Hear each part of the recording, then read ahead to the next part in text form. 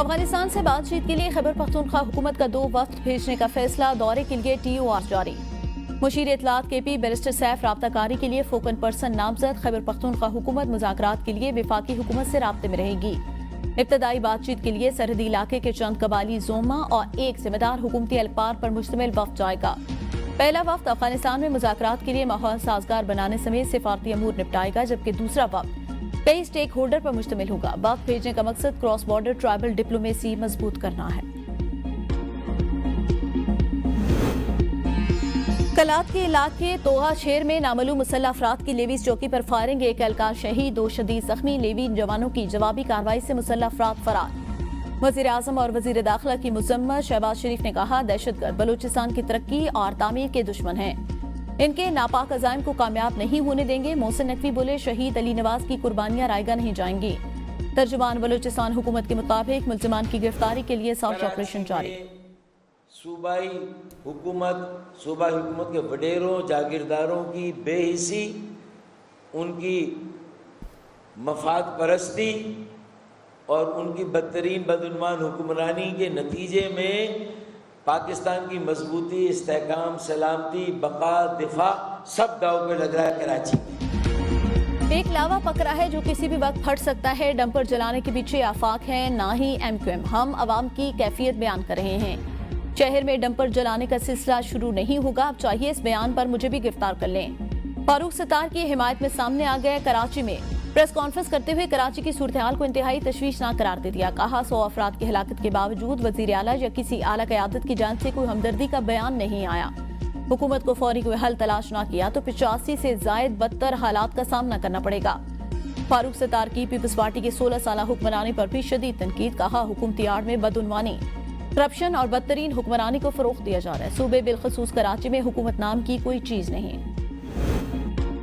MQM نے ہمیشہ لاشوں کو اپنی سیاست کے لیے استعمال کیا۔ شرجیل میمن کہتے ہیں فاروق ستار ذہن نشین کر لیں، الزامات سے ان کا قد اونچا نہیں ہوگا۔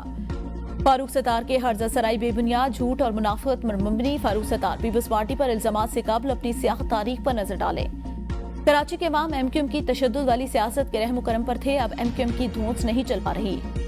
MQM فسادات کو ہوا دینے کی کوشش کر رہی ہے۔ لسانی فسادات، تشدد، بھتاخوری اور ٹارگٹ کے لیے مظاہرہ کا وتیرہ رہا۔ آفاق احمد کی گرفتاری قانون کے مطابق ہوئی، کوئی بھی قانون سے بالاتر نہیں۔ سندھ حکومت عوام کے مسائل حل کر رہی ہے، MQM صرف انتشار پھیلانے میں مصروف۔ عوام جانتے ہیں اصل فسادی کون ہے۔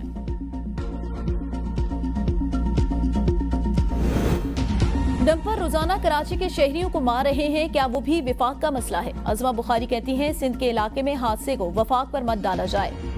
پچھلے 16 سال سے سندھ پر حکومت پیپلز پارٹی کے ہے، نون لیگ کی نہیں۔ اللہ کرے سندھ نے جو 956 ارب کا ترقیاتی بجٹ منظور کیا وہ جلد از جلد لگ جائے۔ مالی سال ختم ہونے والا ہے۔ وزیر اعلیٰ سندھ اپنے علاقے کی گلیاں نہیں بنا سکے۔ وزیر اعلیٰ سندھ اب تک سڑکیں اور ہائی ویز بھی نہیں بنا سکے۔ وفاق سے ہر سال معمول کے مطابق سندھ کو اس کے حصے کے فنڈز ملتے ہیں۔ پنجاب حکومت کے 90% منصوبے اپنے فنڈ سے مکمل ہو رہے ہیں۔ وفاق اور صوبوں کے معاملات میں چچا بھتیجے کے رشتے کا کیا تعلق، اس کا حوالہ کیوں؟ اگر سندھ ان اربوں روپے کے فنڈ سے بھی اپنی سڑکیں نہیں بنا سکتا تو پھر آپ کا اللہ حافظ۔ کراچی میں ڈمپر سے حادثات پر گورنر سندھ کامران ٹیسوری کا قائم مقام، chief justice Sindh high court کے نام دوسرا خط۔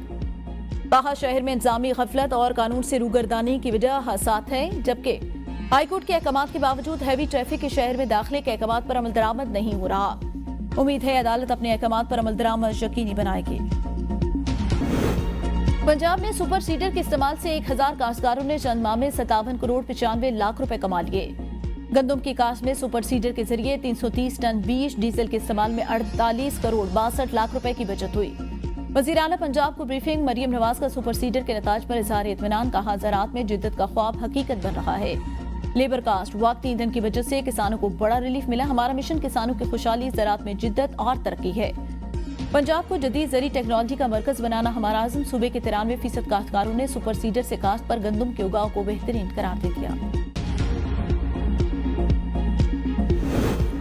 وزیر اعلیٰ گلگت بلتستان نے FC ایوارڈ کے تحت بجٹ مانگ لیا۔ حاجی گلبر خان کہتے ہیں NFC فارمولے پر فنڈز دیں تو گلگت بلتستان کو 250 ارب روپے ملیں گے۔ ہم نے ٹیکس وصولی کا 80% ہدف حاصل کیا، لینڈ ریفارم کے لیے قانون سازی کی جا رہی ہے۔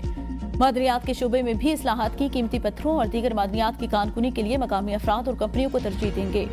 عوام کو سستی گندم فراہمی کے لیے سبسڈی دی جا رہی ہے۔ گلگت بلتستان میں امن و امان کی صورتحال معمول کے مطابق۔ امن خراب کرنے کی سازشوں کو ناکام بنا دیا۔ گزشتہ سال 10 لاکھ سیاحوں نے گلگت بلتستان کا رخ کیا، جو علاقے کی سیاحتی اہمیت کو اجاگر کرتا ہے۔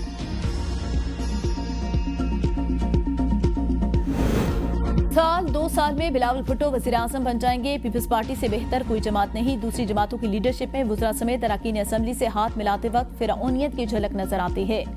گورنر پنجاب سردار سلیم کا پنڈی کھیب میں عوامی اجتماع سے خطاب۔ کہا دہشت گردی کی جنگ میں پوری قوم پاک فوج کے ساتھ کھڑی ہے۔ پاکستان قائم ہے تو یہ مضبوط پاک فوج کی وجہ سے ہے۔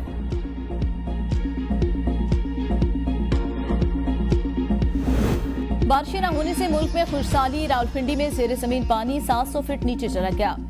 واسا نے شہر میں واٹر ایمرجنسی نافذ کر لی۔ پانی کی ضیاع پر 2 شہریوں کے خلاف مقدمات درج۔ مزید مقدمات کا بھی فیصلہ۔ ایم ڈی واسا کی شہریوں سے پانی احتیاط سے استعمال کرنے کی اپیل۔ سلیم اشرف کہتے ہیں خشکسالی کے بعد دستیاب پانی کی تقسیم مشکل ہو گئی۔ فروری اور مارچ میں بارشیں نہ ہوئی تو پانی کا مسئلہ سنگین ہو جائے گا۔ خانپور ڈیم کی بھل صفائی کے باعث 22 فروری تک پانی کی سپلائی معطل رہے گی۔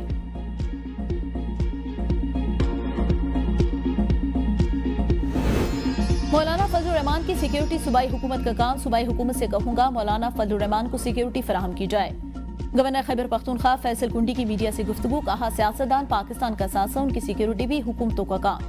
رمضان آنے والا ہے، اس کے بعد سیاست میں تیزی آئے گی۔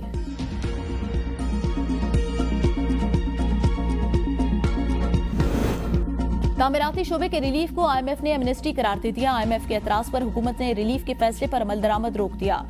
وفاقی وزیر احمد چیمہ تعمیراتی شعبے کے ریلیف پیکیج کو اثر نو ترتیب دیں گے۔ وزیر اعظم نے تعمیراتی شعبے میں ریلیف کے لیے ٹاسک فورس بنائی تھی۔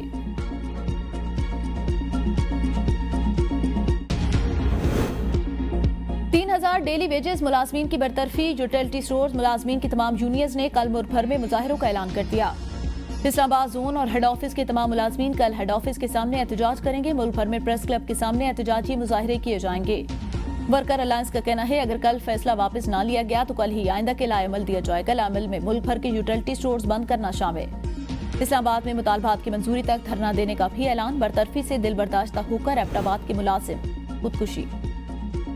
مری میں جیگا گلی بازار کو خالی کرانے اور اس کی ری ماڈلنگ کے خلاف تاجروں کی دوسرے روز بھی ہڑتال۔ تاجروں نے آج بھی مکمل شٹر ڈاؤن ہڑتال کی۔ تاجر رہنماؤں کا کہنا ہے بازار کو کسی صورت ختم کرنے کی اجازت نہیں دی جائے گی۔ تاجر اپنے حقوق کے تحفظ کے لیے آخری حد تک جانے کا فیصلہ کر چکے۔ اگر ہمارے حق پر ڈاکہ ڈالا گیا تو غیر معینہ مدت تک ہڑتال جاری رہے گی۔ انتظامیہ ہوش کے ناخن لے اور ہمارا معاشی قتل بند کیا جائے۔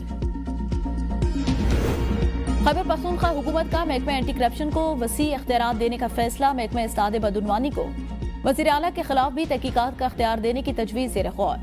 نئے قانون کے تحت محکمہ اینٹی کرپشن کے دائرہ کار میں ارکان اسمبلی اور 21 گریڈ کے سرکاری افسران کے خلاف بھی تحقیقات اور کارروائی کی جا سکے گی۔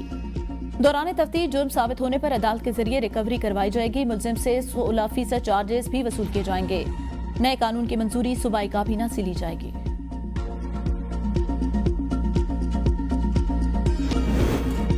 مڈل کلاس طبقہ بقا کی جنگ لڑ رہا ہے۔ امیر جماعت اسلامی حافظ نعیم الرحمان کی پریس کانفرنس۔ کہا نوجوانوں کو مفت تعلیم کی فراہمی حکومت کی ذمہ داری۔ حکمرانوں نے تعلیمی نظام کو 2 حصوں میں تقسیم کر دیا۔ ایک سرکاری دوسرا پرائیویٹ تعلیمی سیکٹر۔ 40% لوگ خط غربت سے نیچے زندگی گزار رہے ہیں۔ ہم موبائل سم کارڈ، بجلی اور پیٹرول پر بھی ٹیکس دیتے ہیں۔ پیغام دینے کی کوشش کی جا رہی ہے۔